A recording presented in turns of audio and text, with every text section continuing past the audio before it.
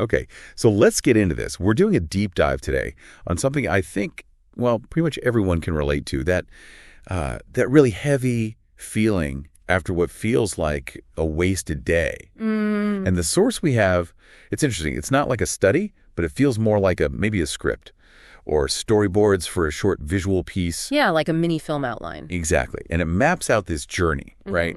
From feeling really low and full of regret to actually finding a way to sort of reset. That feeling is just so common, isn't it? Those days that just evaporate and you look back and think, what did I even do? Feels like nothing. Totally. So our goal here is to unpack the message in this material. We want to trace that arc it presents, pull out the core ideas, the psychology behind it. And maybe find some practical takeaway. Yes, exactly. How can we actually use these insights when we have one of those days? Okay. So the source kicks off painting this picture, and it can be uncomfortably familiar. You see someone maybe just lying there scrolling on their phone endlessly. Right, surrounded by the evidence like snack wrappers or clutter. That visual of inaction. Yeah, and the voiceover, it just cuts straight to it. Another day gone, and you did nothing. Just scrolled, procrastinated, made excuses. Oof. It's powerful because it connects the internal state to the external environment. It shows how that inertia feels and looks. But what's interesting is how quickly the material says, basically, hey, wasted day.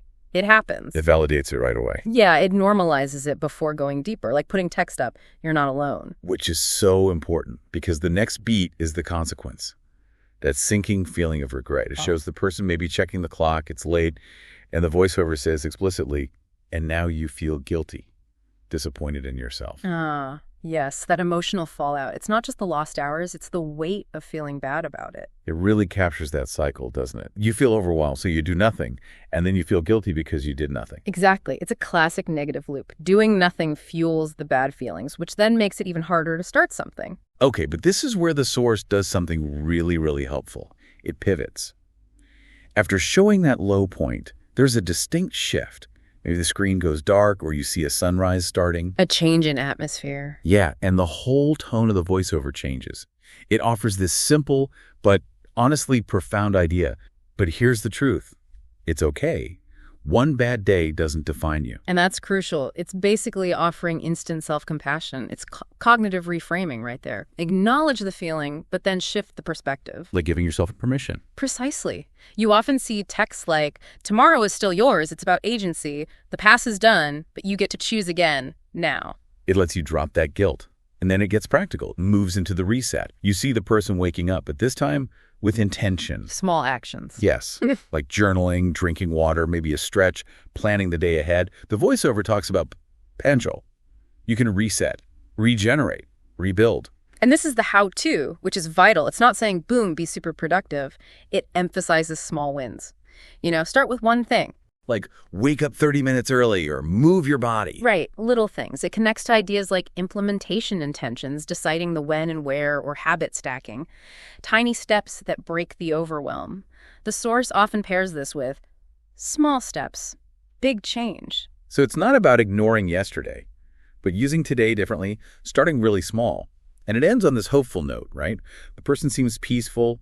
Maybe they're at a clean desk or stepping outside. Feeling a sense of accomplishment, maybe? Yeah, and the final voiceover kind of sums it all up. Because every tomorrow is a second chance. So don't quit, reboot.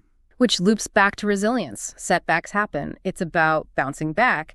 That final message, rise again, tomorrow is yours. It's not just an ending line. It's an empowering call to action.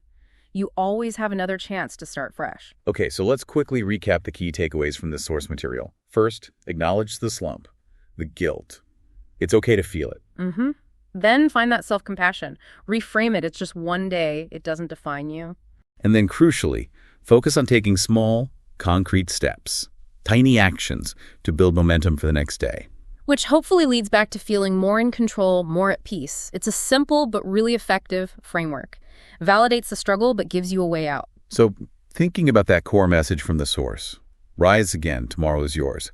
If tomorrow really is that second chance for you, what's the absolute first small step you'll take to claim it?